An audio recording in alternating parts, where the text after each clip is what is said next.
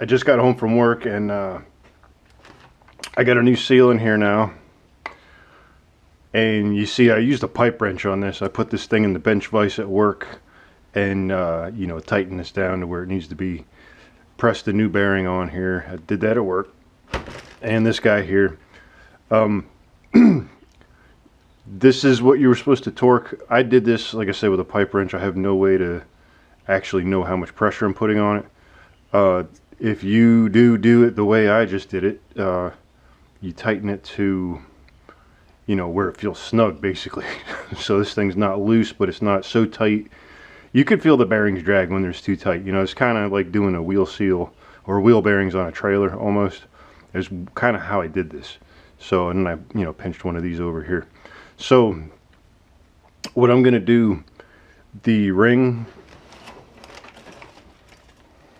I'm going to measure these. I think they're all the same, but I'm going to use two rings on the bottom of this, and I'm going to use this stack of spacers for this here, and I'm just going to do a lot of praying, and I'm going to use, you know, the stuff to mesh the gears, and I'm going to pray to make sure, you know, hopefully this thing goes together right and I'll have to take it apart again. But I'm going to put it together right now. Well, I'm going to measure these first, make sure they're all the same, because I have 3 of them, and as long as they're the same, I'm going to go with 2 of them.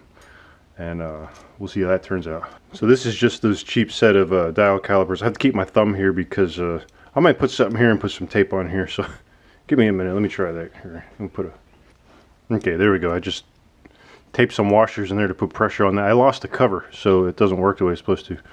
But this thing isn't as accurate as I would like it to be. Alright, so that's how I'm going to do this.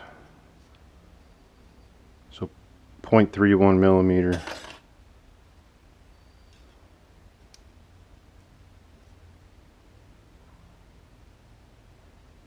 .38.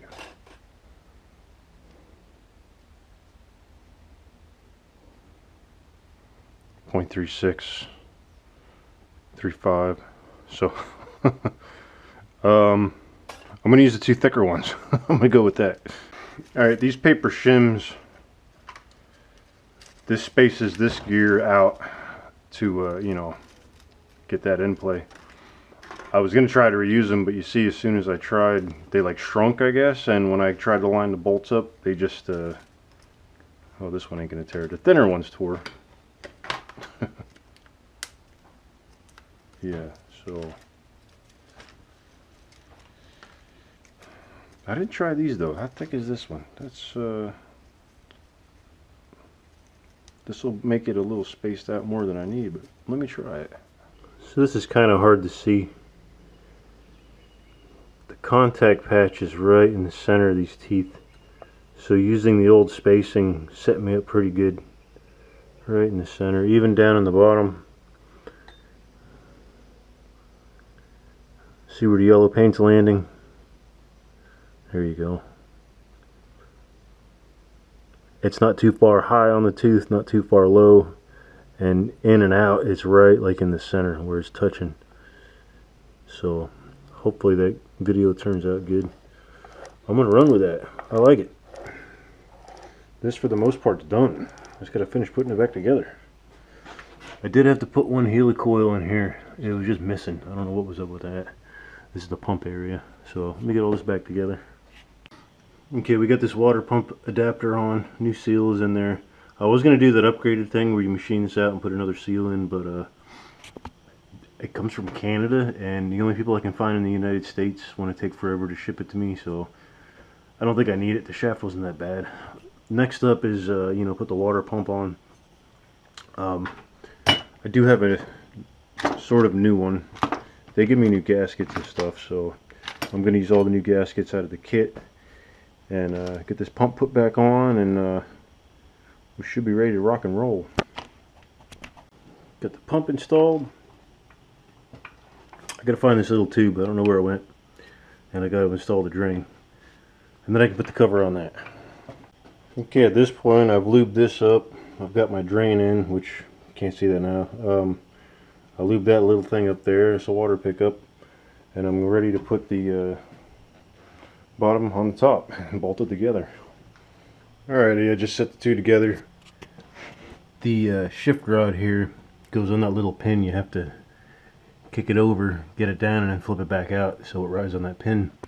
To set the height on that pin, I did this goes flat on top of the shifter, and then you measure from the base up. I got 7 inches and 1/16.